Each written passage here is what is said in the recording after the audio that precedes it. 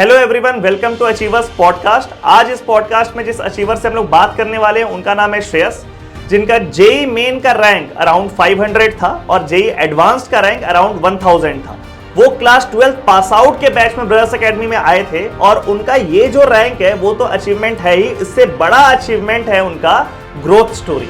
यानी कि क्लास 12 के साथ जब उन्होंने जेई का एग्जाम लिखा था तो उस समय उनका कितना रैंक आया था और एक साल ड्रॉप करने के बाद उनका कितना रैंक आया, ये ग्रोथ स्टोरी सबसे बड़ा अचीवमेंट भी है उनका और उन सारे बच्चों के लिए एक मोटिवेशन भी है जो एक साल ड्रॉप करके अपने ड्रीम को पूरा करना चाहते हैं या अपने मार्क्स या रैंक को बहुत एक्सपोनेंशियली और स्टीपली इंक्रीज करना चाहते हैं। उनका जो भी रैंक क्लास 12 के साथ आया था ना, उसमें उन्होंने अपने रैंक को 99% ग्रो किया अगले एक साल में। मतलब उनका जितना भी रैंक आया था करंट ईयर में, उसका 1% रैंक आया उनका नेक्स्ट ईयर। अराउंड 50,000 रैंक से 500 रैंक का जर्नी के बीच में उन्होंने क्या क्या सीखा, क्या क्या गलतियां की, क्या क्या अच्छी चीजें की, वो सारा बात करेंगे इस पॉडकास्ट में। साथ में क्लास 11th और 12th का भी जर्नी के बारे में थोड़ा सा बात करेंगे, पास आउट की जर्नी के बारे में उनका बात करेंगे और आईआईटी के लाइफ के बारे में बात करेंगे। तो वो हर बच्चा जिसका सपना बहुत बड़ा है और अपने सपने को लेकर के वो ऑप्टिमिस्टिक है, जो लाइफ में डिसीजन लेना चाहता है और उस डिसीजन को लेने के बाद पीछे नहीं हटना चाहता है, उस बच्चे के लिए पॉडकास्ट बहुत इंस्पिरेशनल, बहुत मोटिवेशन होने वाला है। तो इस पॉडकास्ट को लास्ट तक देखना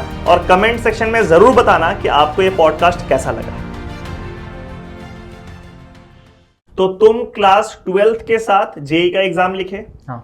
बट क्योंकि तुम अपने मार्क्स सेटिस्फाइड नहीं थे या व्हाटएवर बी द रीजन, तुम एक साल ड्रॉप करने का डिसीजन लिए और फिर नेक्स्ट ईयर तुम फिर जेई का एग्जाम लिखे। राइट। और नेक्स्ट ईयर ऑब्वियसली तुमको जो मार्क्स आया वो पहले साल की तुलना में काफी अच्छा आया और उस मार्क्स को यूज करके तुम आईआईटी में जाकर एडमिशन लिए। तो पहले तो ये कॉन्ट्रास्ट हम लोग कंपेयर कर लेते हैं कि तुम्हारा करंट ईयर में क्या रैंक था और तुम्हारा एक साल ड्रॉप करने के बाद क्या रैंक आया। ठीक है, तो पहले बताओ करंट ईयर में तुम्हारा जेई मेन में क्या रैंक था? सर क्लास 12th वाले अटेम्प्ट में मेरा 50,000 अराउंड था। 50,000 के आसपास तुम्हारा ऑल इंडिया रैंक था। General category? Yes sir, general category. 50,000 के आसपास तुम्हारा करंट ईयर में रैंक था। हाँ। ठीक है, और एक साल ड्रॉप करने के बाद सर 518। 50,000 रैंक से 500 रैंक तुम्हारा ग्रोथ हुआ। yes. मैं नहीं मानता।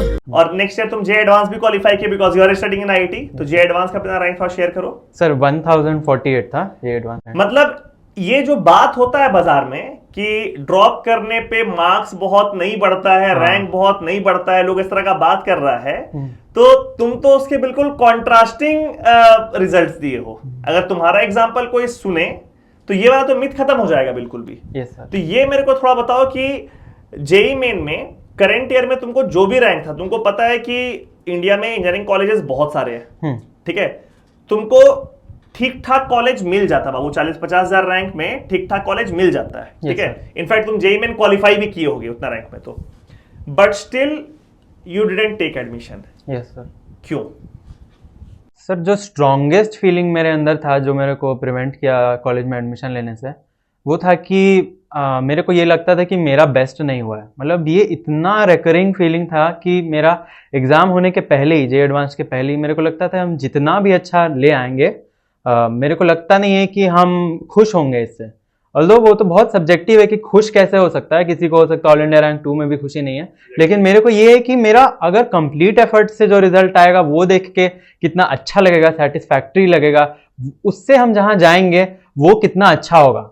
ये मेरे को एकदम बहुत एकदम कोर ऑफ माई हार्ट ऐसा बसा कि फिर सब कुछ उसके अराउंड ही हम किए। मेरे को याद है कि जब हम ड्रॉप लेने के लिए सोच रहे थे तो मेरे पापा बहुत स्केप्टिकल थे, मतलब पूरा ही फैमिली ही स्केप्टिकल था। कोई मेरा वैसे पहले का भाई बहन, मतलब सब लोग बोल रहे हैं कि तुम एडमिशन ले लो। हाँ, ले लो, रुको मत, हाँ, एक साल मत उसमें दो, कहीं ना कहीं चले जाओ। हाँ, मतलब फैमिली वाइज थोड़ा सा वैसे लोग सोचते हैं कि हाँ, मेरे पापा बोल रहे थे पार्शियल ड्रॉप ले लो तुम इस साल। Okay, you take admission in college. हाँ, और तुम वहां से तैयारी करो। हाँ, बोले that is called partial drop. वही बोल रहे थे कि कोई डिसेंट कॉलेज जो घर के पास ही कोई मिल जाए, मतलब ब्रांच वगैरह के लिए। हम बहुत एडमेंट थे कंप्यूटर साइंस के लिए, मतलब इसलिए ये भी एक रीजन था कि मेरे को ड्रॉप लेने का मन किया। पर पापा बोल रहे थे कि पार्शियल ड्रॉप ले लो, उससे तुम्हारा फ्यूचर में प्रॉब्लम नहीं होगा। एक ये भी है कि 1 साल का गैप शो होगा हर जगह। तो मेरे को वो सबसे इतना वो अच्छा नहीं लगा अपने अंदर। मेरे को लगा कि नहीं, हम खुल के अपना 1 साल ऐसा तैयारी करेंगे जैसा हम पिछले 2 साल नहीं किए, क्योंकि इस बार हमको क्लास स्कूल भी नहीं जाना है, पूरा टाइम मेरे पे है। और फिर हम चाहते थे कि हम अपने से मॉनिटर करें अपना टाइम को, अपने से ही सब कुछ अपना डिसिप्लिन लगा के कितना अच्छा हम कर सकते हैं। और हम एक्सपेक्ट नहीं किए थे सर कि हम मतलब लिटरली हम नहीं एक्सपेक्ट किए थे 500 तक मेरा रैंक जाएगा। लोग मेरे को बोल रहे थे कि हम लोग जिन लोगों को देखे हैं कि ड्रॉप ले लो, तो वो लोग अपना थोड़ा इंप्रूवमेंट कर लेते हैं, लेट सपोज कि 20% और रैंक अच्छा चला गया, या best of best result is कि चलो 50% पे आ गए। Exactly. तो मेरे को ऐसा लग रहा था कि ठीक है हम 50% पे भी आके बहुत अच्छा कॉलेज ले लेंगे। तो हम जब स्टार्ट किए थे अपना जर्नी तो हम एकदम रिमोटली ये सोचे भी नहीं थे कि 500 या 1000 रैंक मेरा आने वाला है, या हम जो कॉलेज में पढ़ रहे हैं वहाँ पढ़ेंगे। मेरे को यही लगता था कि 25,000 के आसपास भी बहुत अच्छा कॉलेज है, वो सब हम देखते थे। स्लोली मेरे को लगता है कि 20,000 25,000 में बीआईटी में साथ उनको मिल जाता। हाँ, उस समय का जो रेंज चल रहा था, ठीक है, मतलब स्टिल 50% भी आ जाएगा तो यू विल बी सेटिस्फाइड। हाँ, exactly. ये सोच के हाँ. तो क्या है ना, ये इस सोच का एक फ्रेम होता है दैट तुम एक साल ड्रॉप करके ना लिटरली तुम हारने के लिए भी तैयार थे। हाँ सर, हमको लगता है कि हम इसके लिए भी प्रिपेयर्ड थे कि अगले साल अगर ड्रॉप करके जिस रैंक पे हम ड्रॉप कर रहे हैं, अगर वो रैंक के आसपास भी आ जाता है, हाँ, at least you will not regret. Yes sir, ये वाला फीलिंग बहुत इंपॉर्टेंट है। हाँ. और कुछ बताओ, तो और भाई क्या फीलिंग चल रहा था ड्रॉप करने के पहले? Sir through out the drop year मतलब पहले ही हम अपने आप को ये तो मतलब दे दिए थे कि हम अपने हिसाब से इस ईयर को मैनेज करने वाले हैं। 12th में सर बहुत बोर्ड्स को लेकर, स्कूल को लेकर टाइम वेस्ट इधर उधर बहुत हुआ था। मेरे को ये पता था कि हम अभी अपना बेस्ट तो नहीं है, तो हम बस ऐसे एप्रीहेंसिव थे कि हम ट्राई करेंगे। और ड्रॉप ईयर जिस दिन हमको लगा कि हम ड्रॉप लेने वाले हैं सर, वो भी हमको लगता है कि कुछ टाइम था एग्जाम देने के पहले, जे एडवांस नहीं हुआ था, मतलब क्वालिफाइड थे पर नहीं उस समय तक नहीं होता। हम उस दिन डिसाइड किए कि हम ड्रॉप लेने वाले हैं। मतलब ऐसा नहीं करना चाहिए किसी को कि एडवांस के पहले ही सोच रहा है कि ड्रॉप लेने वाले हैं। सर हम उस दिन सोचे कि आज हम ऐसा कुछ करेंगे जिससे मेरे को लगे कि मेरा तैयारी शुरू हो गया ड्रॉप का। तो हमको याद है सर कि 12th में जब मेरा पहला क्लास हुआ था, जब हम अपना अकेडमी में पढ़े, तो इलेक्ट्रोस्टैटिक्स मेरा पहला क्लास था। और हम थ्रू आउट द ईयर थोड़ा ना थोड़ा इलेक्ट्रोस्टैटिक्स में कहीं ना कहीं बहुत सफर किए हैं। बहुत हद तक वो एक बड़ा चंक है जिससे बहुत सवाल आता है। उस दिन हम डीसी पांडे उठाए थे सर, और उसका हम सब्जेक्टिव पोर्शन कभी नहीं किए थे, कभी नहीं, मतलब through out my 2 years I never did it. उस दिन हम सोचे कि हम ये करेंगे, पूरा हम ऑब्जेक्टिव से शुरू करके सब्जेक्टिव का लास्ट क्वेश्चन खत्म करेंगे, वो हम किए थे उस दिन। और मेरे को लगता है कि उस दिन वो करके हमको ऐसा लगा कि अब मेरा प्रिपरेशन शुरू हो गया एक अलग तरीके से, जितना मेरा अभी चल रहा था 12th में या जैसा भी चला है, this is something different. And अब हमको ये मोमेंटम अपना लेके जाना है। और हमको वो सोच के आज भी बहुत अच्छा लगता है सर कि उस दिन हम वैसे अपने आप को कॉन्फिडेंस दिए कि हाँ हम अलग तरह से अब शुरू करेंगे अपना ये जर्नी। तो वो एक था। थ्रू आउट द ईयर तो अप्स एंड डाउन्स तो बहुत रहा सर। कभी कभी क्वेश्चनेबल था, लोग पूछते थे कि तुमको लगता है तुम कर पाओगे, कभी कभी आंसर नहीं रहता था मेरे पास, खुद के लिए भी आंसर नहीं रहता था। और पेपर में मार्क्स सर बहुत इंप्रूवमेंट रहता नहीं था उतना। तो मेरा सितंबर में ही लास्ट जेईई मेन हुआ था और अगला वाला फरवरी में ही था। 5 महीना में कितना ही अच्छा कर लेंगे, क्योंकि मेरे साल 4 अटेम्प्ट था जेईई का मेन का, फिर तो चेंज हो गया शायद अब। तो वही कि कितना ही हो जाएगा 5 महीने में, फिर फर्स्ट अटेम्प्ट सेकंड अटेम्प्ट, ये सब बहुत वो रहा है अप्स एंड डाउन्स। पर अल्टीमेटली मेरे को लगता है एट द एंड मतलब टीचर्स के वजह से ही जो हुआ है सर, मेरे को लगता है मिड वे के अराउंड हम इतना कनेक्ट हो गए थे अपने सारे टीचर्स से कि जो वो बोल रहे हैं हम वो करते जा रहे हैं, और हम दूसरा कोई थॉट नहीं दे रहे हैं। क्योंकि अगर हम अपने पे ले लेंगे तो हम अपने से क्वेश्चन करेंगे क्या ये हम सही कर रहे हैं, क्या ये हम गलत कर रहे हैं। फिर हम सोचे कि जब सर लोग जितना एक्सपीरियंस है वो लोग जो बोलेंगे वही करेंगे, और जैसा होगा जो होगा देखा जाएगा। तो यही मेरा मतलब बेसिक टेम्पलेट यही था सर, इसके ऊपर ही हम बिल्ड किए। मतलब बेसिकली बात ये है कि ड्रॉप करने का जो डिसीजन है वो खुद से लेना है। हाँ, वो किसी के बोलने पे नहीं लेना है। हाँ सर, सही बात। ठीक है, तो जितने व्यूअर इस वीडियो को देख रहे हैं, यहाँ पे 2-3 पॉइंट बहुत इंपॉर्टेंट है। इस पॉडकास्ट पे जो 2 लोग आपको दिख रहे हैं वो दोनों 1 साल ड्रॉप किए अपने 12th के बाद। हम भी क्लास 12 के बाद ड्रॉप किए थे, श्रेयस भी ड्रॉप किया है। हम उसके जितना ग्रो नहीं कर पाए, बट मेरा भी जो रिजल्ट था वो जितना भी करेंट ईयर में था उसका 10% से भी बेहतर हो गया। मतलब 90% से ज्यादा हम ग्रो कर गए 1 साल में। और श्रेयस तो अपने 1% में आ गया, मतलब कि 99% ग्रो किया। तो इस तरह का बात अगर कहीं पे आप सुन रहे हैं कि 1 साल ड्रॉप करने से अच्छा रिजल्ट नहीं होता है, तो बेसिकली आप उनसे वो बात सुन रहे हैं जो 1 साल ड्रॉप करके ठीक से पढ़ाई नहीं की है। अगर कोई बच्चा 1 साल ड्रॉप करके ठीक से पढ़ाई करे, तरीका से पढ़ाई करे, वो सारे कमियों को पूरा करे जो वो करंट ईयर में किया था, तो ग्रोथ क्यों नहीं होगा? ग्रोथ तो ऑब्वियस है, वो तो होना ही है। लेकिन अगर कोई बच्चा ये सोच करके ड्रॉप करता है कि सिर्फ हम एक साल रुक जाते हैं तो अपने आप बेहतर हो जाएगा, तो उसका तो बेहतर होगा नहीं खुद ब खुद रुकने से। और फिर नेक्स्ट ईयर वो किसी को क्या सजेशन देगा? वो सजेस्ट करेगा कि यार ड्रॉप मत करो, ड्रॉप करने से कुछ खास फायदा नहीं होता है। लेकिन अगर आप सही आदमी से पूछेंगे जो एक्चुअली ग्रो किया है, वो आपको बताएगा कि ड्रॉप करना कितना बड़ा एसेट होता है। तो पहला पॉइंट तो ये है कि ड्रॉप करने का डिसीजन आपका खुद का होना चाहिए, वो किसी से एज सच इन्फ्लुएंस होकर के मत कीजिए, बिकॉज जो खुद अचीव नहीं किया है वो आपको गलत सलाह देगा, जो खुद बहुत अचीव किया है वो आपको ओवर एस्टिमेटेड सलाह देगा। ठीक है, तो अपने हिसाब से कि क्या हम इस साल ड्रॉप करके बहुत मेहनत कर सकते हैं, उसी डिसीजन पे आप ड्रॉप कीजिए। और दूसरा पॉइंट है, ड्रॉप करने के बाद ऐसा नहीं है कि एक फेक ओवर एक्सपेक्टेशन रखे। जैसे श्रेयस बोल रहा है कि he was ready to lose, कि भाई फेल हो जाएंगे तो हो जाएंगे, एटलीस्ट रिग्रेट तो नहीं करेंगे। तो वो रिग्रेट से बचने के लिए ड्रॉप करना इज अ नाइस डिसीजन कि भाई हम एक साल रुकेंगे, अपना फुल एफर्ट देंगे, अच्छा हुआ बहुत अच्छा बात है, नहीं हुआ at least I will go to a college happily. तो ये बहुत इंपॉर्टेंट पॉइंट है। और कुछ बताओ, ड्रॉप ईयर जब तुम डिसाइड कर लिए कि मेरे को ड्रॉप करना है, उसके बाद का थोड़ा जर्नी अपना एक्सप्लेन करो पास आउट बैच का। सर मेरे को ऐसा लग रहा था कि मेरा 12th ठीक था, मेरे ड्रॉप ईयर में ऐसा लगता है, लेकिन 11th में सर हम लिटरली वो जो जंप था 10th से 11th में, जो मेरे को साल भर लग ही गया ये समझने में कि ये अलग है। वो बहुत स्टीप जंप है। हाँ एग्जैक्टली, मतलब हम तो लिटरली क्लास छोड़ते रहते थे, बाहर चले गए, स्कूल का दोस्त लोग के साथ घूम लिया थोड़ा, मतलब 11th का एंड होते होते हमको रिग्रेट होने लगा, सीरियसनेस आने लग गया। पर हम ये रियलाइज कर लिए थे कि एक बहुत वास्ट मेजॉरिटी ऑफ पोर्शन जो हम छोड़ चुके हैं। पर हम उस समय I was not ready to give up. I was thinking कि जब ड्रॉप ईयर में लोग एक साल में कर लेते हैं तो अभी 12th है पूरा मेरे साथ, करेंगे उसमें। लेकिन नहीं हो पाया 11th मेरे से अच्छे से, 12th भी इतना अच्छे से नहीं हो पाया क्योंकि क्लास था, स्कूल था, साथ में मैनेज करना मुश्किल था। बोर्ड्स के टाइम हम 1-2 महीना छोड़ दिए थे ये सब। और फिर उसके बाद जब हम ड्रॉप लिए थे सर, तो हम ऐसा सोचे कि हमको एकदम बेसिक अपना हिट करना है, इतना अच्छे से करना है, क्योंकि हम कुछ ऐसे सवाल देखते थे जेईई एडवांस्ड के थ्योरेटिकल वाले, जिनमें ऐसा लगता था कि ये शायद कोई सब्जेक्ट के फर्स्ट क्लास में सर अपने कुछ लाइंस में ही बोल दिए होंगे। ऐसा कुछ बेसिक चीज ऐसा घुमा फिरा के आता है जेईई एडवांस्ड में कि हम अगर सोचे भी मतलब फेक अपने आप को सोचे कि हम कुछ क्वेश्चंस बना के अपना ये स्ट्रॉन्ग कर लेते हैं, वैसा स्ट्रॉन्ग कभी हो नहीं पाएगा। तो हम लिटरली एकदम जैसे शुरुआत करना चाहिए वैसा शुरुआत करने के मोटिव से शुरू हो गए थे और अपना सारा टॉपिक्स को वैसे ही शुरू किए। और एक पॉइंट पे जब हमको लगा कि हाँ हमको मोमेंटम आ रहा है, तो हम पेपर देना शुरू कर दिए। क्योंकि मेरा सबसे one of the most biggest regrets in my class 12th was कि हम बहुत डरते थे पेपर से। और जेईई एडवांस से तो हम इतना डरते थे सर कि हम मतलब जिस दिन सेंटर में गए भी थे पहली बार, हमको पता था कि आज मेरा एग्जाम खराब होने वाला है, हम बस बैठे हैं क्योंकि हमको क्वालिफाई कर चुके हैं, यही बस मेरा दिमाग में था। और ये डर हटाने के लिए मेरे को ये लगा था कि पेपर मेरे को बहुत देना है। थ्रू आउट द ईयर हमको लगता है एटलीस्ट हम 70-80 पेपर दिए होंगे जेईई एडवांस को, और ओवर 100 जेईई मेन का दिए ही होंगे। उसके बाद जाके मेरे को लगा कि हाँ पेपर देने से बहुत फायदा हुआ। और उसके साथ ये सर कि अपना बीच बीच में थोड़ा सा देखना होगा कि हम जो प्रिपेयर किए, जो मेरा प्लानिंग है डेली का, ये सब सही है कि नहीं। अपने टीचर से बहुत ही अच्छे से कनेक्टेड रहना होगा, अपना सुपरवाइज करवाते रहना होगा, उन लोग से पूछना होगा कि ये सही है सर या नहीं।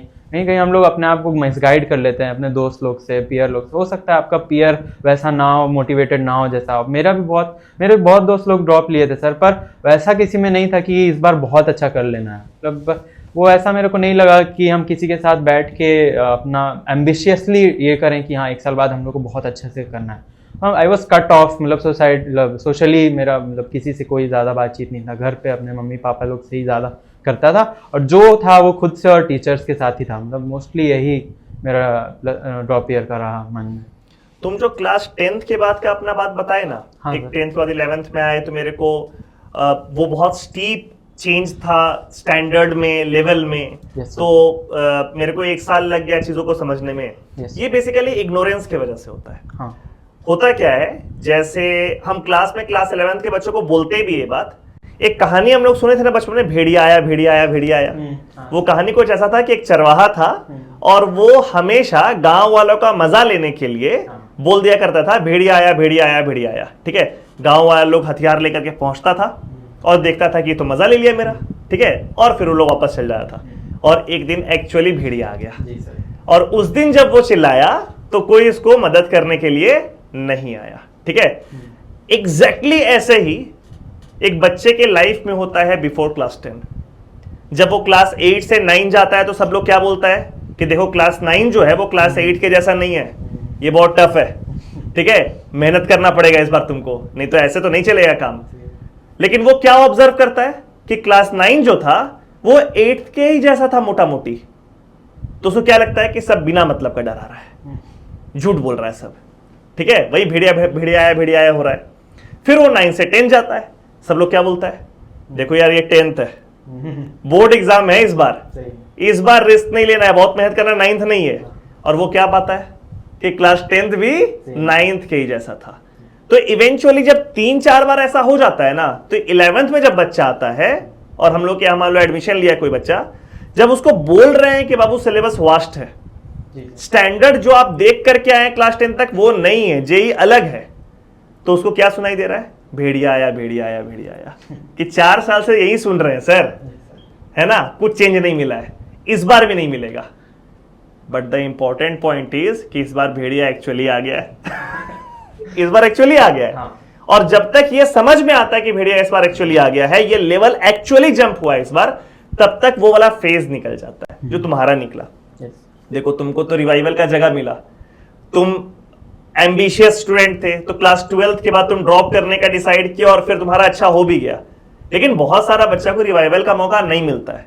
तो यहां पे जो भी क्लास 11th के स्टूडेंट इस वीडियो को देख रहे हैं, उनको यही बात समझाना चाह रहे हैं कि इतना एम्बिशियस बच्चा जो कि आगे चल के इतना अच्छा रैंक लेकर के आया है, वो भी उस इग्नोरेंस का शिकार हुआ था, ठीक है। तो उस इग्नोरेंस का शिकार मत होइए, क्योंकि आगे चल करके हो सकता है कि आपको वो मौका नहीं मिलेगा। शुरुआत से ही क्लास 11 से बहुत सीरियसली पढ़ाई कीजिए। जब इतना बड़ा अचीवर ये बात बोल रहा है कि हम क्लास 11th में उस वजह से पूरा 1 साल वेस्ट कर दी क्योंकि उनको पता ही नहीं चला कि कितना एफर्ट डालना था, तो आप सोचिए कि एक्चुअली कितना एफर्ट डालना होगा आपको, ठीक है। तो उसको शुरुआत से ही बहुत मोटिवेशन के साथ पढ़ाई कीजिए। अच्छा, तुमसे अगला सवाल यह है कि जब तुम 1 साल ड्रॉप किए तो क्या उस पूरे ड्यूरेशन में कभी डिमोटिवेशन नहीं आया?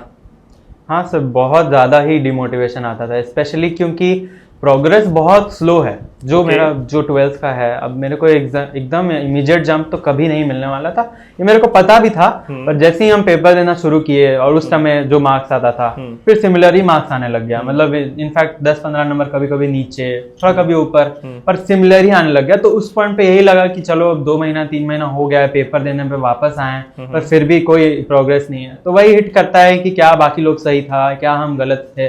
तो ये सब बहुत बहुत डिमोटिवेशन होता था सर। पर एक चीज तो हम ये कर लिए थे कि हम ये डिसाइड किए हैं, I will own up to this decision. ये very nice, very well said.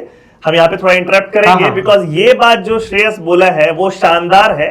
ये मेरा डिसीजन है, इस डिसीजन को हम ओन कर रहे हैं, और अगर यहाँ पे हम अपने डिसीजन से थोड़ा भी लेफ्ट या राइट मुड़े तो ये मेरे डिसीजन का डिसरिस्पेक्ट और इंसल्ट है।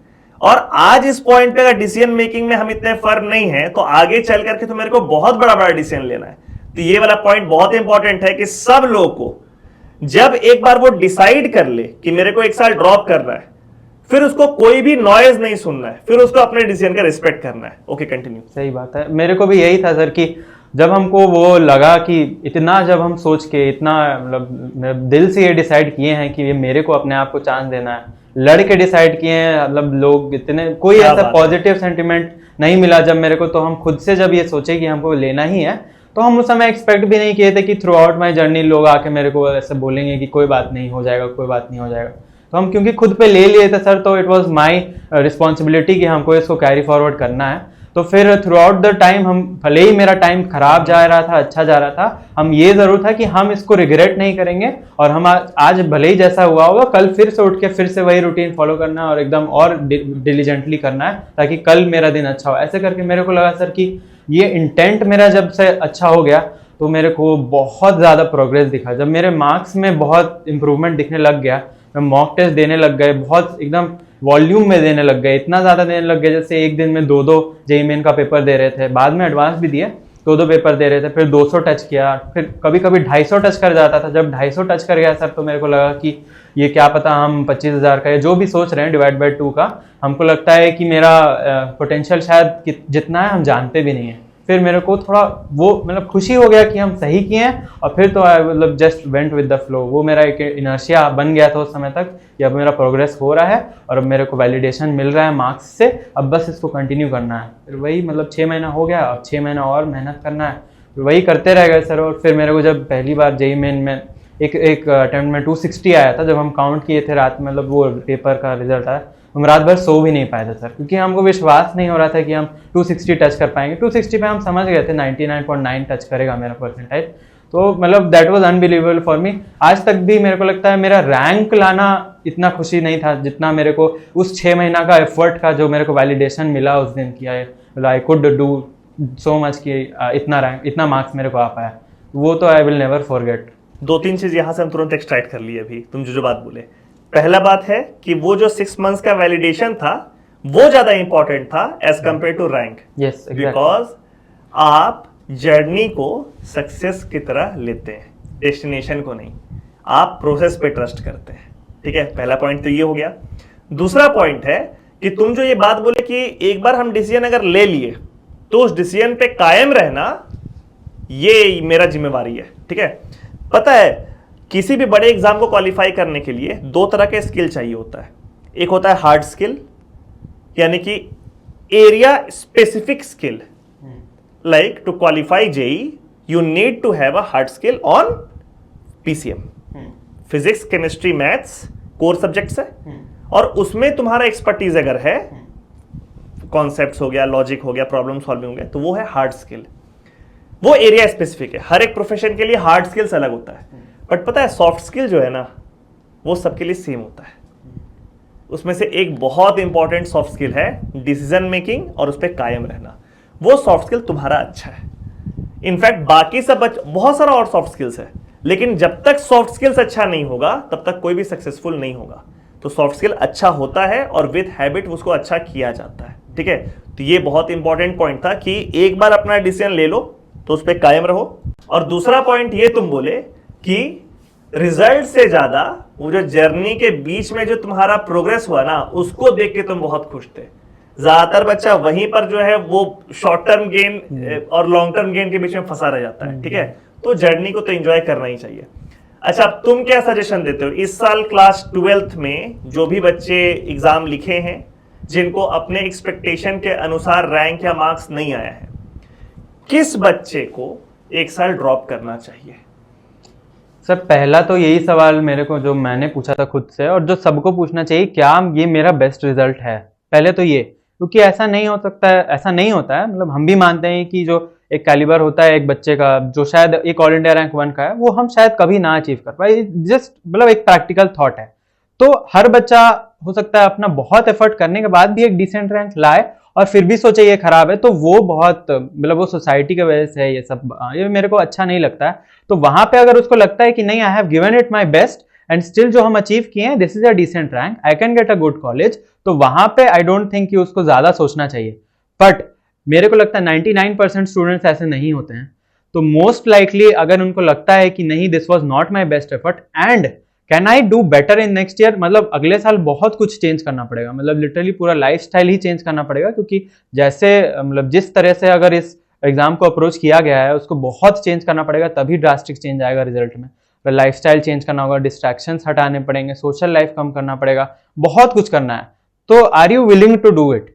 इट इज मतलब बहुत एक ब्रेव हार्ट लगेगा इसको डिसाइड करने में, और डिसाइड करने के बाद भी लोग ओन अप नहीं करते हैं इस चीज को। तो ये चीज को जो लोग को लगता है कि हाँ हम तैयार हैं, हाँ हम करने वाले हैं and I am looking it into my future, मेरे को अपने फ्यूचर सेल्फ के लिए एक बहुत अच्छा प्लेस बनाना है। I don't want to look back and think कि I regret my decision of not giving myself another chance. ये सब चीजें अगर उनको लगता है कि नहीं हमको फ्यूचर में ऐसा लगेगा तो फिर यू मस्ट ड्रॉप। मतलब ये सब चीज वही मेरा कहना है सर कि सेल्फ सेटिस्फैक्शन होना चाहिए at the end of making the decision.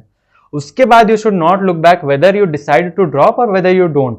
If you don't, तो उसके बाद भी अगर आप अच्छे कॉलेज चल जाते हैं, जैसे भी आपका, वहाँ पे भी आप फोड़ के आप बहुत अच्छा अपना लाइफ बना सकते हैं। ये भी बहुत अच्छा, ये भी मतलब it is a good thing.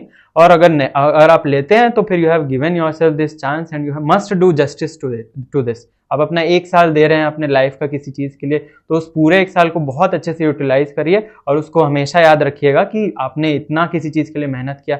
मेरे लिए तो सर ये मेरा एक इंस्पिरेशन ही है, मेरा जर्नी जो 12th के बाद 1 साल का था। कभी कभी हम खुद में सोचते हैं कि ऐसा डिसीजन हम कैसे ले पाएं, आज अगर वही चीज़ मेरे सामने आएगा तो शायद हम नहीं ले पाएंगे। पर उस समय ऐसा फीलिंग था, वो एग्ज़ाम जस्ट देने के बाद लगा कि नहीं, बहुत पोटेंशियल है, बहुत पोटेंशियल है। तो आज हम उस समय को देख के यही सोचते हैं कि नहीं, कभी कभी ऐसा लगता है कि स्ट्रेसफुल सिचुएशंस आता है तो अपने ही पास्ट लाइफ में झांक के देखने से लगता है कि नहीं, I am able to do it, I will be able to do it in future.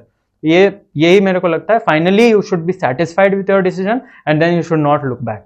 This is my basically तुम जो 1 साल ड्रॉप करके जो अचीव किए ना, you are taking pride of that. तो जब हम लोग प्राइड लेना शुरू कर देते हैं ना, तुम अपने प्रिपरेशन में ही प्राइड ले रहे थे। जब भी तुमको मार्क्स आता था, अगर ग्रो किया तुम, तो फिर तुम प्राइड लिया। और जब आदमी किसी भी चीज़ में प्राइड लेना शुरू कर देता है ना, तो फिर उसको एक्सटर्नल मोटिवेशन का जरूरत नहीं पड़ता है, फिर वो आगे बढ़ता जाता है। तो वो एक बहुत इंपॉर्टेंट लूप है, जिस लूप में इंटर करना बहुत जरूरी है। वो प्राइड वाला लूप, तुम उस लूप में कब इंटर किया हम बताते हैं, ड्रॉप ईयर में। जब तुम 1 साल ड्रॉप किया, एक डिसीजन लिया, you started working towards that target, towards your aim, towards your dream. और फिर तुम हर एक एग्जाम के बाद अपने इंप्रूवमेंट को और अपने ग्रोथ का प्राइड लेने लग गया। लेते लेते लेते लेते तुम्हारे पास IIT JEE का एग्जाम आया और उसका जो रैंक आया, तुम उसका ही प्राइड लिया। तभी आज किसी भी सिचुएशन में जब तुम फंस जाते हो तो तुम याद करते हो अपने पास्ट को कि हम वहां पे क्या किए थे और क्या नहीं किए थे, और तुमको क्या फीलिंग आता है कि हम जो भी काम किए थे हम उसका प्राइड लिए थे, तो हम आज ये काम करेंगे। तो वो लूप के अंदर घुसना बहुत जरूरी है। प्राइड लूप बोलते हैं उसको। एक चीज का प्राइड लो और दूसरा काम करो, उसके प्रोग्रेस करो। जब तुम उसका प्राइड लेकर के हार्डवर्क करोगे तो अगले स्टेप में भी तुमको सक्सेस मिलेगा। फिर तुम उसका प्राइड लोगे, फिर अगला। तो वो लूप में एक बार जब कोई घुस जाता है ना, फिर वो पीछे नहीं देखता कभी जीवन में। इसीलिए हम लोग देखते हैं कि जो बड़े बड़े अचीवर्स होते हैं, वो सब कुछ अचीव करने के बाद भी मेहनत करते रहते हैं रेगुलरली। क्यों? क्योंकि वो अपने पास्ट के अचीवमेंट्स का प्राइड लेते हैं। जिस समय तुमको अपना JEE मेन का रैंक स्क्रीन पे फ्लैश हुआ, 500 समथिंग रैंक, या फिर JEE एडवांस का जो रैंक फ्लैश हुआ, उस मोमेंट को थोड़ा एक्सप्लेन करो ना, उस फीलिंग को एक्सप्लेन करो। सर, जो मेरा बेस्ट रिजल्ट था, मतलब मेरा रैंक था, उसके पहले जो मेरा बेस्ट अटेम्प्ट था, उस रात का मेरे को ज़्यादा अच्छे से I will be able to explain कि आई वॉज, मतलब बहुत दूर दूर तक भी मेरे को नहीं लगा था 99.96 आने वाला है। सर 99.96 बियॉन्ड एनी एक्सपेक्टेशंस, मतलब मेरे को कभी सपने में भी क्लास 12 में भी नहीं आ सकता था। आई थिंक जो मेरे लिए एलीट लेवल ऑफ टॉपर्स होते हैं वो 99.9 वाले होते थे। पर उस समय हम बैठे थे स्क्रीन के सामने, आई न्यू कि मेरा मार्क्स अच्छा है, मेरे को रिजल्ट अच्छा आने वाला है। मेरे पेरेंट्स बाहर बैठे हुए थे रूम के, मतलब at that point it happened कि एवरीबॉडी वाज एट होम। और फिर मेरे स्क्रीन के सामने 99.96 फ्लैश हुआ और I went blank, because I did not expect. और हर मेरा अचीवमेंट जो रहा है उस जर्नी में, सर हमको हर चीज़ ले जाता है। वो 12th के टाइम में जब हम ड्रॉप लिए थे, वो वाला feeling it kicks in every time. मेरे को उस समय का याद आता है जब हम खुद को एक पॉइंट था सर, जब JEE मेन का रिजल्ट आया था 12th क्लास में, तो हम बहुत रोए थे उस दिन। मतलब मेरे को ऐसा लगा था कि एटलीस्ट इस साल हम बहुत एफर्ट दिए अपना, हम इतना रोए थे। और उसके बाद मेरे पापा मम्मी लोग बोल रहे थे मत रो मत रो, but I myself did not know how to stop and I did not know the exact reason why I am crying. मेरे को ऐसा अंदर से नहीं लगा कभी कि हम इतना अटैच्ड हैं इस एग्जाम को लेकर। तो शायद इतना मेहनत करने के बाद अगर नहीं मिला था तो वो मेरे को लगा कि मेरे को उस वजह से रोना आया होगा। बट जब वो उस समय जब 99.96 आया तो आई जस्ट फेल्ट कि I want to thank that person जो मेरे पास्ट में वो जो जितना वो इमोशनल उस पॉइंट पे था, जिस वजह से वो ड्रॉप लिया था, उस वजह से I am at this point where I am. मेरे को हर समय उसका याद आता था। मेरे को लगता था कि I have fought through out. उस पॉइंट से लेकर 9 महीना हो गया होगा जब मेरा रिजल्ट आया था। तो हम हमेशा, वो लगता है मेरे को कि वो पॉइंट जब हम डिसाइड किए थे, I always go back and I मतलब वो बहुत नॉस्टैल्जिक और बहुत अच्छा फील कराता है मेरे को। और जब 99.96 आया तो मतलब एक छोटा सा स्क्रीम कर दिए सर। और फिर मेरे पापा मम्मी लोगों को पता था कि रिजल्ट आने वाला है, बट उस समय हम लोग को पता ही चल गया कि चलो आ ही गया, क्योंकि बहुत लेट हो रहा था, रिजल्ट पोस्टपोन हो रहा था थोड़ा। तो पापा मम्मी लोग आए, और जब तक हम उन लोग के साथ शेयर करेंगे या नहीं, फिर मेरे को प्रेस से कॉल आने लग गया, फिर प्रेस से बात करते रह गए। फिर हम लोग मतलब सब कोई, पेरेंट्स, मेरी बहन थी, मेरा भाई था, फिर मैं तो मतलब ओवर एलेटेड हो गए थे हम। फिर टीचर लोग से बात की, रात भर हम लोग सबसे बात ही करते रह गए, सब बहुत मतलब अच्छे से बता रहे थे। और फिर जब रैंक आया था 518, तो फिर से वही मेरे को लगा था कि इतना हम अचीव कर लेंगे, आई नेवर थॉट। फिर हम सर लोग से मिले एकेडमी में आके, बहुत बहुत अच्छा था। मेरे को लगता है कि बहुत अच्छा दिन था। जे एडवांस वाला रिजल्ट भी अच्छा था, लेकिन मेरे को ऐसा थोड़ा बहुत रिग्रेट है जे एडवांस को लेकर। मेरा रिजल्ट जो मतलब 1048 इज अ स्प्लेंडेड रैंक, मेरे को बहुत खुशी है अपने रैंक से।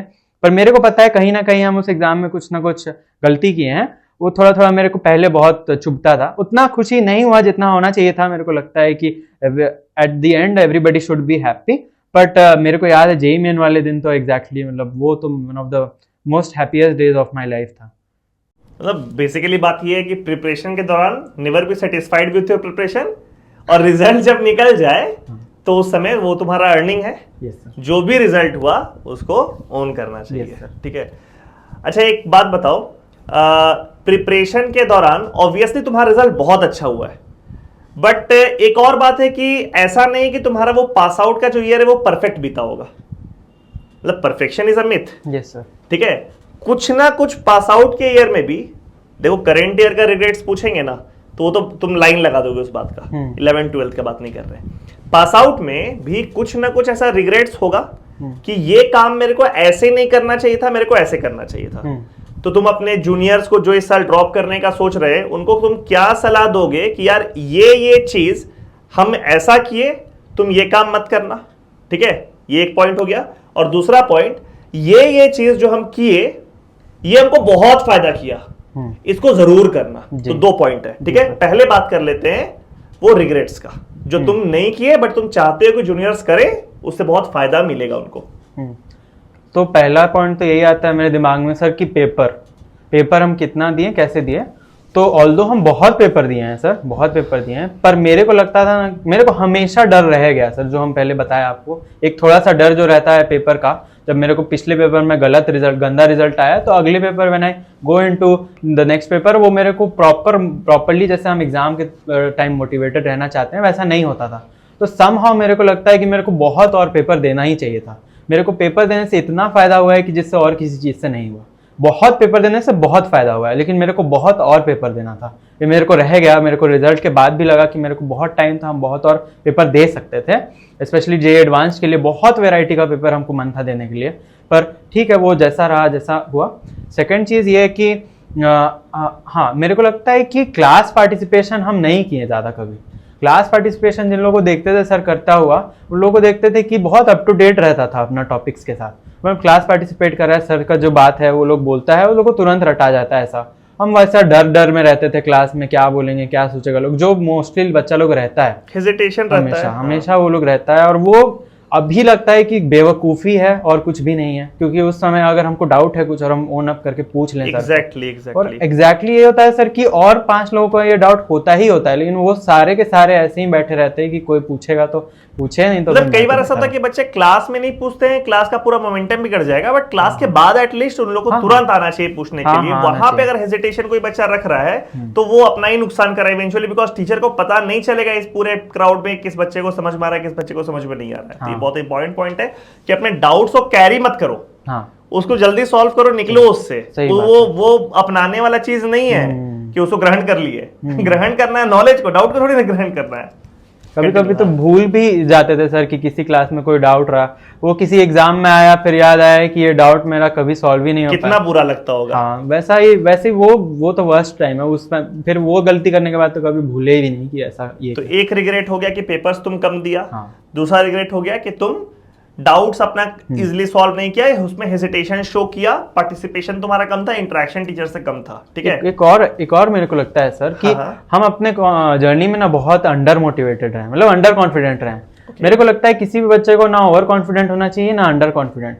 खास करके जो बच्चा बहुत अच्छा कर रहा है अपने क्लास में, उससे तो सबसे ज्यादा डर लगता है कि वो ओवर कॉन्फिडेंट हो जाएगा। एग्जैक्ट मोटिवेशन क्या होता है? एग्जैक्ट कॉन्फिडेंट मतलब ओवर कॉन्फिडेंस तो हम लोग ऐसे तो जानते हैं क्वालिटेटिवली क्या होता है, अंडर कॉन्फिडेंस पे जानते हैं। क्या एग्जैक्ट फील करे बच्चा, या क्या एग्जैक्ट ऐसा एक्टिविटी करे कि वो at par with the confidence रहे? मेरे को याद है सर, क्लास में सर बोलते थे कि अपने रिजल्ट को लेकर 5 सेकंड से ज्यादा खुश या दुखी मत रहो।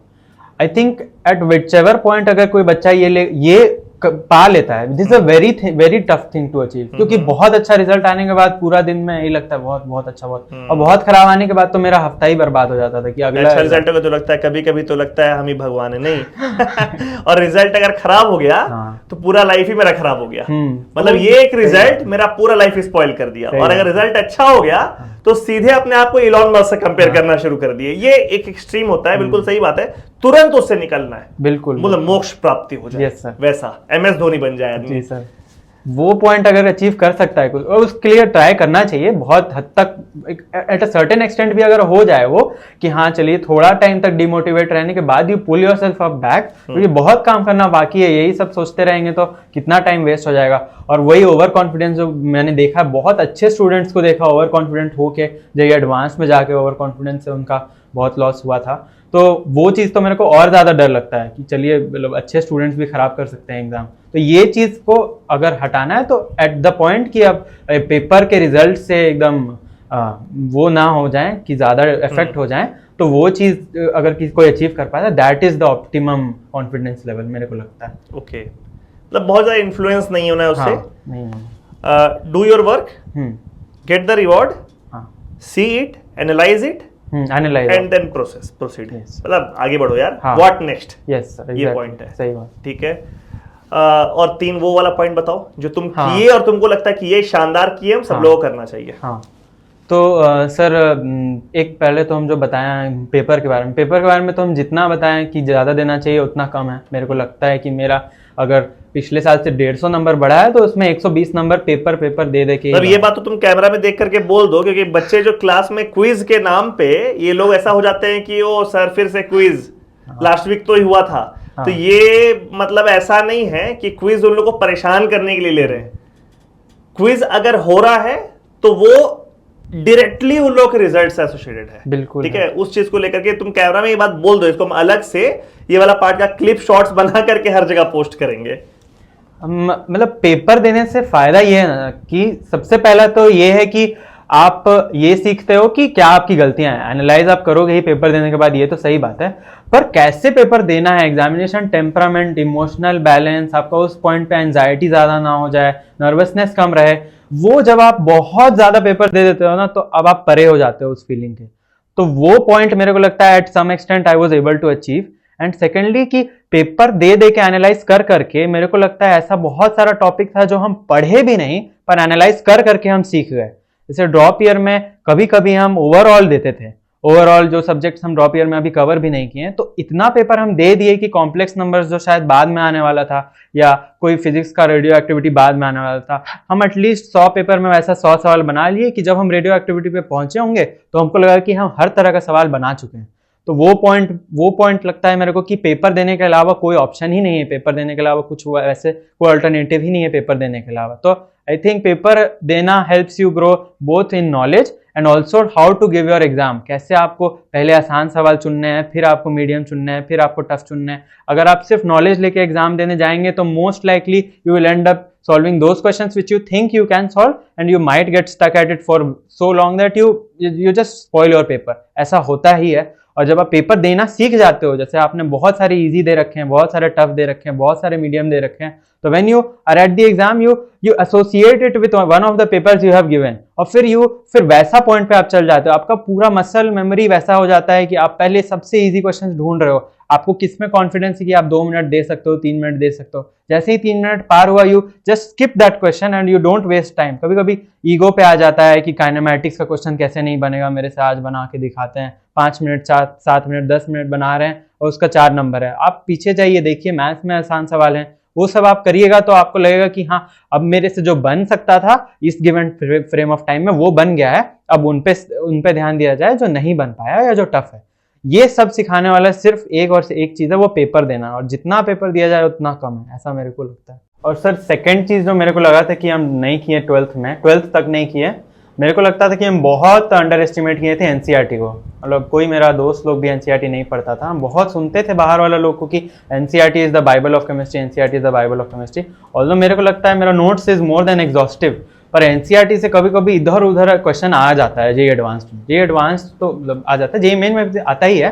तो मेरे को लगा कि हम एनसीईआरटी जब पढ़े, सब कुछ आने के बाद, जैसे पी ब्लॉक था उस समय, मेरे को याद है 40-50 पेज का था, तो हमको बहुत मतलब ऐसा लगा कि मेरा कंटेंट रिच हो रहा है पढ़ते पढ़ते। मेरे को सर बताते थे कि ऐसा पढ़ो एनसीईआरटी, सोचो कि यहाँ सही लिखा है कि नहीं, ऐसा पढ़ो। तो हम उस मोटिव के ही बहाने लेकिन हम पढ़ रहे थे एनसीईआरटी, और मेरे को लगा कि 1-2 बार एनसीईआरटी पढ़ लेने से ना कोई नुकसान नहीं है। मेरे को लगता है बहुत फायदा हुआ था मेरे को। और अगर किसी को थोड़ा बहुत लगता है कि किसी फिजिक्स वाले टॉपिक में पढ़ना चाहिए तो पढ़ लेना चाहिए। Although I don't recommend it much for maths and physics, पर मेरे को लगा केमिस्ट्री में एनसीईआरटी पढ़ के मेरे को फायदा हुआ है बहुत। ये 2 चीज़ तो मेरे को लगता है कि जो हम 12th में नहीं किए, ये 2 चीज़ करके मेरे को बहुत अपना ग्रोथ दिखा। एनटीए का क्वेश्चंस भी बहुत अब एकदम मतलब बता नहीं सकते क्या पूछेगा सर, वो लोग कहाँ ना कहाँ से पूछ लेता था, मेरे को याद है अपने टाइम में। तो कहीं ना कहीं पढ़ लिए हैं अगर वो एनसीईआरटी में, तो वो क्लिक कर जाए एग्जाम में तो 4 नंबर मिल गया। ये सब मेरे को लगा कि फ़ायदा है। अगर किसी बाहर के बच्चे को, जो ब्रदर्स एकेडमी के स्टूडेंट नहीं है, उनको ब्रदर्स एकेडमी को एक्सप्लेन करना हो तो सिंपल लैंग्वेज में ब्रदर्स एकेडमी को एक्सप्लेन करो।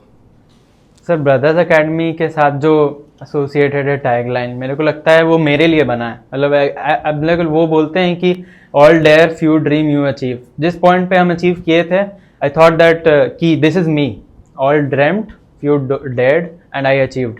तो उस पॉइंट पे मेरे को लगा कि ब्रदर्स एकेडमी का इकोसिस्टम इज एब्सोल्युटली इसलिए कि आप भी यहाँ पे जो ड्रीम करते हैं आप आइए, आप डेयर करिए और आप अचीव कर पाएंगे। क्योंकि कुछ लोग ऐसे हैं जो मतलब ऑफकोर्स टीचर्स लोग तो हैं ही, पर जो सीनियर्स हैं, मेरे भी सीनियर्स थे जिन लोग से हम बात करते हैं, वो लोग बोलते थे कि ब्रदर्स एकेडमी के बारे में अगर पता करना है ना तो कुछ मत करो, ब्रदर्स एकेडमी के सामने जाकर खड़े हो जाओ और किसी भी एक रैंडम बच्चा को पकड़ लो और उससे बात करके पूछ लो कि ब्रदर्स एकेडमी कैसा है। या मेरे सर थे जो फिजिक्स पढ़ाते थे, सर लोग पूछते थे कि तुम लोग पढ़ रहे हो ब्रदर्स एकेडमी में, तुम लोग स्कूल जाओ, हमारे स्कूल में जितने भी कोचिंग वाले बच्चे हैं उन लोग को बोलो अपना नोट्स लाएं, तुम अपना नोट्स लाओ और फिर तुम उन लोग का नोट्स से कंपेयर करो कि तुम्हारा लेवल ऑफ नोट्स या तुम्हारा जितना डेप्थ है नोट्स में, क्या वो इवन रिमोटली क्लोज है उन लोग के लिए कि नहीं।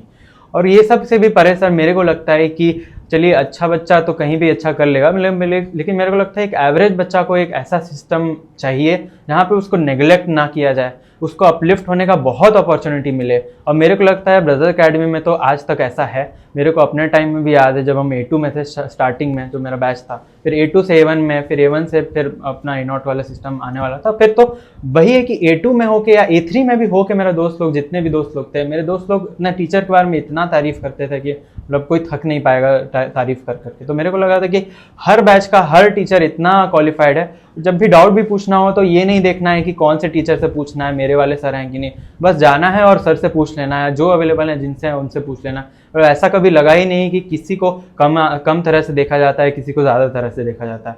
तो मेरे को लगता है कि this is the best part of brothers academy. And apart from this तो मेरे को बहुत मतलब अपने टीचर्स को लेकर तो बहुत प्यार है। मेरे टीचर लोग मेरे जर्नी में कितना सपोर्ट किए हैं, इवन आज तक बहुत कॉन्टैक्टेड रहते हैं सर लोग से भी। तो मतलब it feels nice to see that वो लोग भी हम लोग को याद रखते हैं। All of this combined I think Brothers Academy makes it so special for me. तुम जब 1 साल ड्रॉप किए तो उस समय जैसे मेरे को याद है कि कोविड ऑलमोस्ट था। हाँ था सर ना, एंडिंग में था या जो भी था, कोविड का समय था। तो काफी टाइम तुम घर पे थे, सोशल मीडिया बहुत एक्टिव था उस समय, ठीक है, OTT प्लेटफॉर्म्स बहुत एक्टिव था, यानी कि डिस्ट्रैक्शंस ओवरऑल बहुत हेवीली था। तो इतने सारे डिस्ट्रैक्शंस के बीच में आप कैसे हैंडल किए अपने स्टडीज को, यानी कि डिस्ट्रैक्शन से खुद को बचाने का तरीका बताओ। इस मामले में हम थोड़े कमजोर हैं क्योंकि हम लोग जब तैयारी करते थे ना तो इतना डिस्ट्रैक्शंस था नहीं, मेरे को उतना फेस नहीं करना पड़ा। बट तुम जब तैयारी करते बहुत सारे डिस्ट्रैक्शंस था, ठीक है, इंटरनेट सस्ता हो चुका था, OTT भरा हुआ है, वेब सीरीज भरा हुआ है, सोशल मीडिया भरा हुआ है, ठीक है, हर जगह आपका टाइम खाने के लिए लोग बैठा है। वहां पे आप डिस्ट्रैक्शंस को कैसे हैंडल किए? सर डिस्ट्रैक्शन हटाने का सबसे अच्छा तरीका यही है कि डिस्ट्रैक्शन से दूर हो जाना चाहिए। मतलब in the simplest possible way यही है। हम अपने टाइम में, मेरा अकाउंट वगैरह था सारे तरफ पे, जैसे इंस्टाग्राम और फेसबुक वगैरह, लेकिन हम पूरे तरह से हट गए थे वहाँ से। 11th 12th पे चलाए भी, 11th तो चलाए थे, 12th और 13th हम एकदम नहीं यूज़ किए थे इंस्टाग्राम। मतलब कोई तरह का कुछ नहीं, यूट्यूब पे वगैरह पे चलिए हम कुछ ना कुछ देखते थे कभी कभी, तो उससे डिस्ट्रैक्शन होता था। पर जिस एक्सटेंट में सब कुछ अगर मेरे पास ओपन है, उसको अगर हम यूज़ करें तो मेरा कब दिन का रात हो जाएगा मेरे को भी नहीं पता है। तो अभी भी अब मेरा वैसा लेवल ऑफ वो नहीं है कि हम डिस्ट्रैक्शंस को रोकें, तो हम अपने जो नॉर्मल लाइफ मेरा कॉलेज में है, तो हमको पता चलता है कि डिस्ट्रैक्शंस कितना बुरा हो सकता है किसी के लिए। तो उस पॉइंट पे हम बस अवॉइड किए और कर पाएँ, उसको कर पाने का यही है कि आज डिसाइड करना है कि बंद करना है और बंद ही कर देना है। इसके बाद आना ही नहीं है, देखना ही नहीं है, चाहे कुछ हो जाए, चाहे मतलब कितना बड़ा इवेंट हो जाए, कुछ भी आईपीएल हो रहा है या जो भी। हम लोग को तो कुछ नहीं पता था सर, आईपीएल वर्ल्ड कप दुनिया भर से हम लोग दूर हो चुके थे उस पॉइंट पे, इतना दूर कर लिए थे अपने आप को सोशली। आईआईटी के लाइफ के बारे में कुछ बताओ ना, जैसे बच्चे लोग जो प्रिपरेशन कर रहे होते हैं, हाँ, वो लोग को बड़ा फैसिनेटिंग लगता है कि आईआईटी में ये होता है वो होता है, तो मेरे को सिंपल लैंग्वेज में बताओ, व्हाई आईआईटी? सर आईआईटी मेरे हिसाब से एक ऐसा जगह है जहाँ पे अपॉर्चुनिटीज़ है, हर तरह का अपॉर्चुनिटी है, मतलब नॉन एकेडमिक एकेडमिक बोथ।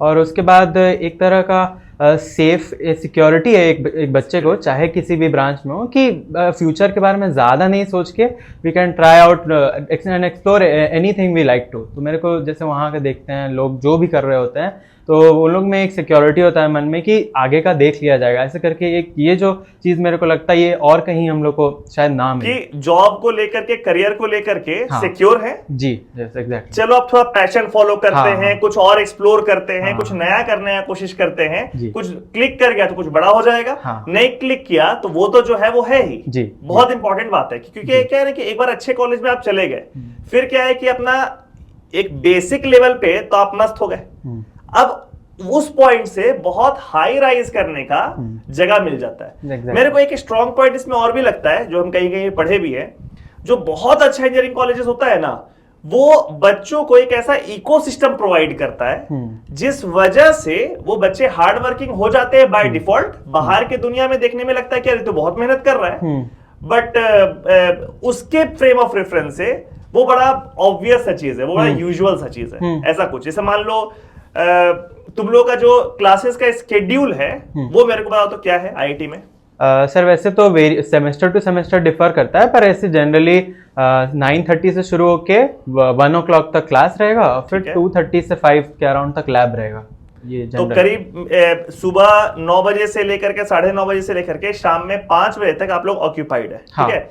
इसके बाद हम कहीं पर पढ़ रहे थे ऐसा कि 5 बजे के बाद कोई किसी क्लब के साथ जुड़ा हुआ है, कोई कुछ काम कर रहा है, कोई कुछ काम कर रहा है, नेक्स्ट डे का जो प्रैक्टिकल्स उसका प्रोजेक्ट भी सबमिट करना है, उसके लिए भी काम चल रहा है। मतलब 5 बजे के बाद कम से कम 2-3-4 घंटे का तो और काम जोड़ लो उसमें, ठीक है। किसी ना किसी फॉर्म में वो इन्वॉल्व है आदमी। तो अगर टोटल नंबर ऑफ आवर्स देखिएगा तो कितना हो गया, आप स्टार्ट किए from 9 o'clock in the morning, आप निकल गए कॉलेज के लिए, ठीक है, शाम में 5 बजे तक आप ऑक्यूपाइड हैं, तो ये मिला करके हो गया 8 घंटा, ठीक है। बीच में मान लीजिए 1 घंटा लंच का मिला, तो 7 घंटा, और उसके बाद 3 घंटा और काम कर रहे हैं, तो 10 घंटा आप काम कर रहे हैं, जबकि नियर फ्यूचर में कोई मॉनिटरी बेनिफिट भी नहीं उसका जी। सिर्फ आदमी क्यों कर रहा है? बिकॉज करना कंपल्शन है, जरूरी है, ठीक है। अब आगे चल करके जब तुमको 10 घंटे काम करना पड़ेगा और मंथ के एंड में उसका सैलरी भी मिलेगा, तो फिर वहां जो मोटिवेशन जुड़ करके आएगा उससे, तो बाहर की दुनिया में लोगों को देखने में क्या लगेगा, यार कितना काम करता है जी। उसके मन में क्या चल रहा होगा कि कॉलेज में फ्री में कर रहे थे, यहाँ तो पैसा भी मिल रहा है। तो ये इकोसिस्टम जो मेरे को लगता है कि जो टॉप कॉलेजेस प्रोवाइड करते हैं वो और कहीं नहीं मिलता। और कुछ खास बात बताओ आईआईटी का सर, ऐसा कुछ बताओ ना जो तुमको ऐसा लगता है कि शायद नॉर्मल बच्चों को जो 11th-12th के स्टूडेंट हैं उनको पता ही नहीं होगा कि आईआईटी में ये भी होता है। ऐसा कुछ तुम जैसे आईआईटी गए तो कुछ ऐसा होगा ना जो वहां पे देखे और तुमको लगा कि यार ये क्या शानदार हो गया, ये तो सरप्राइजिंग था, ये तो एक्सपेक्ट ही नहीं किए थे, ऐसा कुछ बताओ सर। इसमें तो हम 2 बात बोलेंगे। एक तो कि जब प्रिपेयर करते थे तो लगता था कि आईआईटी एकदम जैसे प्रिपेयर कर रहे हैं, इतना प्रिपेयर करके इतना ही वहां मेहनत करना होगा एग्जैक्टली। तो वहां जाके एकदम अजीब सा लगा कि लोग अपना जो ये जहाँ यहाँ जितना मेहनत लगता है, जो एकदम एक्सट्रीम हार्डवर्क करके जाते हैं, वहाँ लोग अपना पैशन से रिलेट कर लेते हैं चीज़ों को और एकदम खुल के सब कुछ करते हैं। जैसे वहाँ पे कुछ हो रहा है, अगर जैसे कोई फेस्ट है तो उसका प्रोडक्शन इतना अच्छे लेवल पे होता है कि हम लोग घूम रहे हैं, फेस्ट 2 दिन 3 दिन घूम रहे हैं, घूमते जा रहे हैं, और फिर हम लोग सोच रहे हैं कि इतना मैसिव कोई इवेंट कैसे ऑर्गेनाइज करता है। वो भी बच्चे ही कर रहे हैं, हमारे सीनियर्स कर रहे हैं, हमारे बैचमेट्स कर रहे हैं। तो ये चीज़ देखते हैं तो बहुत अच्छा लगता है। या फिर जो प्रोफेसर्स हैं हम लोग के, वो लोग भी कहाँ कहाँ से आए हैं, वो लोग का जब एक्सपीरियंस पता चलता है कि सर लोग कहाँ कहाँ से पढ़े हैं, कहाँ कहाँ, और भी बहुत कुछ वो लोग बताते हैं, तो वो देख के लगता है कि I think we are in the best of hands that is possible. Basically बात ये है कि आईआईटी में सिर्फ पढ़ाई नहीं होता है। हाँ, ये बहुत IIT में इंपॉर्टेंट बहुत कुछ हो रहा है, बहुत इंपॉर्टेंट बहुत बात कुछ है। हो रहा है, और क्रिएटिविटी को एक बहुत जगह मिल रहा है हाँ, जहाँ पे लोग अपने उस स्किल को और एक्सप्लोर कर सकता है और उसमें बेहतर बन सकता है। अगर तुम आईआईटी नहीं जाते तो लाइफ में क्या मिस हो जाता? सर मेरे लिए तो आईआईटी में सबसे अच्छा जो मेरे को लगता है दैट इज़ माय पीयर, जो मेरा पीयर ग्रुप है। आई थिंक हम लोग बहुत मज़ा करते हैं, मतलब एकेडमिक्स के अलावा मोस्ट ऑफ द टाइम्स हम लोग कुछ ना कुछ मज़ा ही करते रहते हैं। कुछ ना कोई यूट्यूब देख रहे हैं या मतलब कोई गेम्स खेल रहे हैं, पर हम लोग somehow we are able to manage our studies academics also. मतलब we are not at all we don't neglect it at all, पर हम लोग वी इंजॉय आवरसेल्व्स इनफ कि हाँ हम लोग को लगता है कि हमारा पूरा दिन अच्छा है, मतलब हम it is an enjoyable day. और वो मेरे को लगता है इसीलिए पॉसिबल है सर, क्योंकि जो पीयर ग्रुप है मेरा वो लोग अपने करियर को लेकर बहुत कॉन्शियस हैं और बहुत मोटिवेटेड है। उनको पता है कि वो लोग यहाँ कैसे आए हैं और यहाँ से आगे कैसे जाना है। तो एक पॉइंट तक they are all with us, हम लोग सब मस्ती करने मजाक कर, but when it is time, जब वो करना है, जब चीज़ें करनी है, जैसे कोडिंग कॉन्टेस्ट हो रहे हैं या फिर अपने एग्जाम्स के लिए प्रिपेयर करना है, तो फिर हार्डकोर मेहनत करना है, फिर वही डिस्ट्रैक्शंस को एकदम परे कर देना है और वही सोशल लाइफ को एकदम बंद कर देना है। एंड देन दे आर मतलब all into it, they go all into it. अभी जैसे इंटर्नशिप है, प्लेसमेंट का सीजन आता है, तो हम लोग देखते हैं अपने